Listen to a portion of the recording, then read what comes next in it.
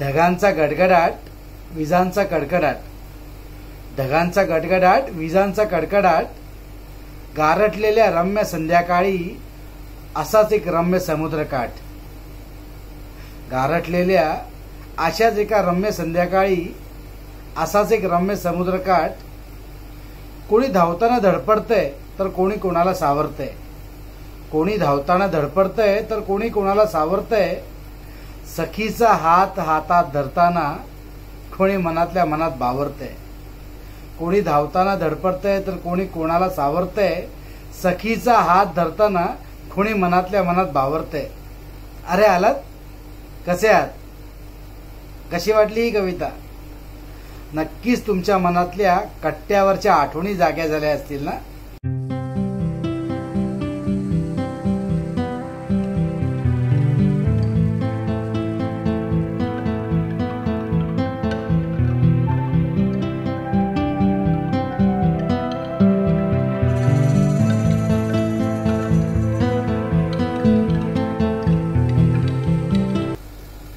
कसे आहात मंडळी?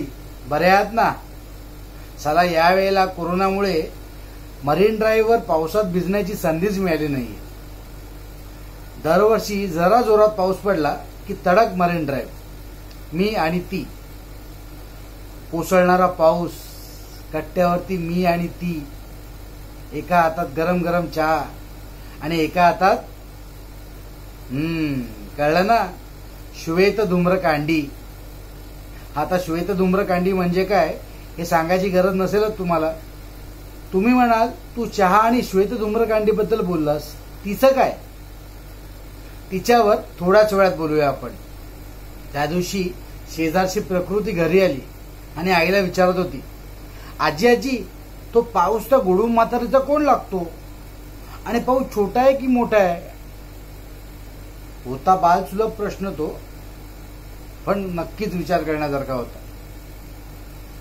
पावसाला असं वय नसतं, पण प्रत्येक वयानुसार पावसाकडे बघण्याचा एक दृष्टिकोन वेगळा असतो. नाही कळलं? हे बघूया.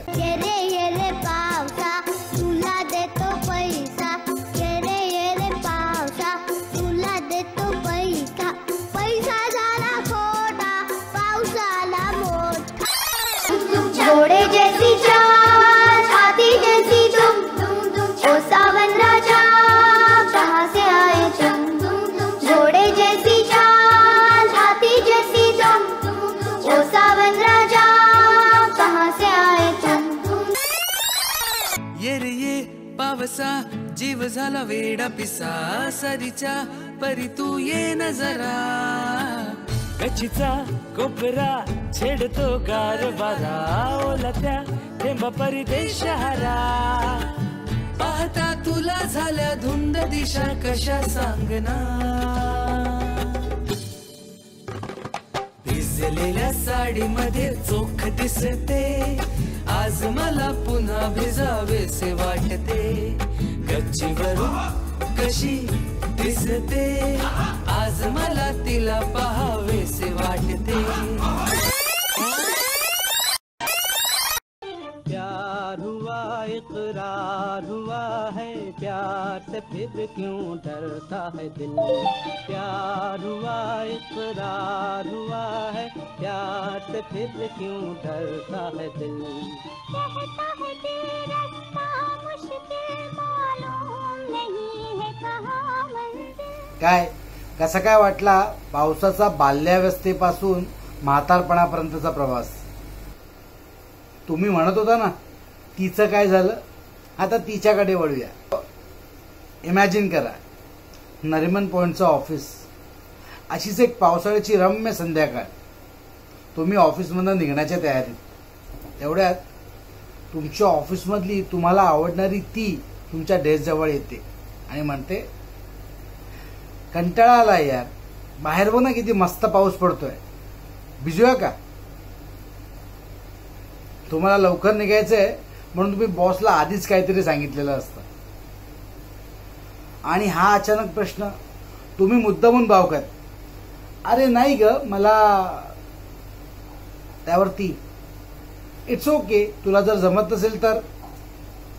तिचं वाक्य संपण्या अगोदरच तुम्ही अरे it's not that important, I can manage, तुमच्या मनात आनंदाचा पाऊस पडत असतो. दोघेही पावसात भिजत ऑफिसमधनं बाहेर पडतात. सुरुवात होते चहा सुट्ट्याने. मग तिने सुट्ट्यावरनं केलेली कान उघडणी असो, मग तुमचा डिफेन्सिव्ह स्टान्स, त्यावर तिने शी बाबा तुम्ही मुलं काही ऐकतच नाही म्हणून लाडाने तुमचा घेतलेला गालगुच्चा, त्या गालगुच्च्याच्या निमित्ताने तिचा तुम्हाला झालेला स्पर्श, तिच्या स्पर्शाने डोक्यावर पडणारा जलवर्षाव हा एखादा पुष्पवर्षावाप्रमाणे भासू लागतो.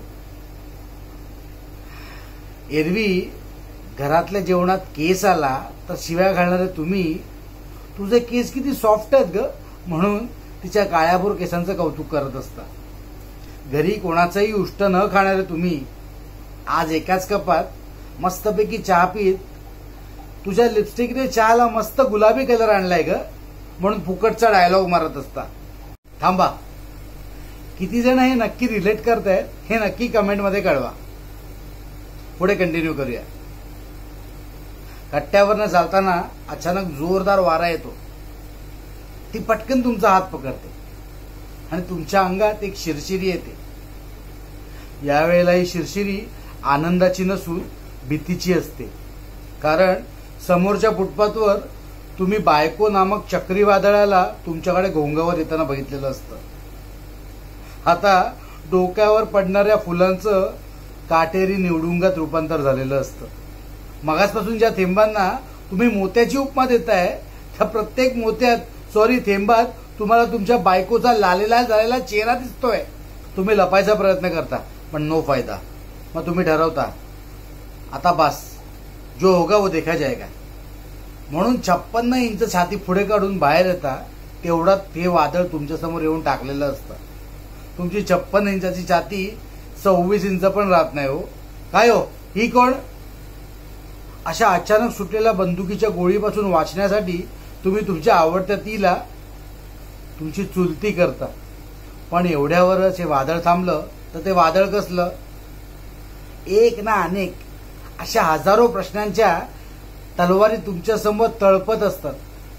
एखाद्या प्रश्नाचं चुकीचं उत्तर आणि ती तलवार तुमच्यात घुसलीच म्हणून समजा. बरं, ही तलवार एकदाच मारणार नाही तर आयुष्यभर आपल्या डोक्यावर टांगती असणार आहे. या सगळ्या युद्धाला कंटाळून तुमची आवडती ती यावर्षी भाऊबीजेला नाही आलास तर बघा दादा तुझ्याशी कधीच बोलणार नाही म्हणून कल्टी घेते आणि दिल के अरमां में बह गए. कोणाला आलाय का असा अनुभव? नक्की कमेंटमध्ये कळवा. देव करो आणि असा अनुभव कोणालाही न येऊ. मग काय मंडळी, कसा वाटला आजचा गप्पांचा कार्यक्रम? हा व्हिडिओ नक्की तुमच्या तीला दाखवा आणि हो तुमचा आणि तिचा रिप्लाय नक्की कमेंटमध्ये कळवा. आणि नेहमीच या व्हिडिओला तुम्ही आणि तुमच्या तीने नक्कीच शेअर आणि लाईक करा. आणि हो, जर तुम्ही आणि तुमच्या तीने या चॅनलला सबस्क्राईब केलं नसेल तर दोघांनीही प्लीज सबस्क्राईब करा. लवकरच भेटू. जय हिंद, जय महाराष्ट्र. थँक्यू.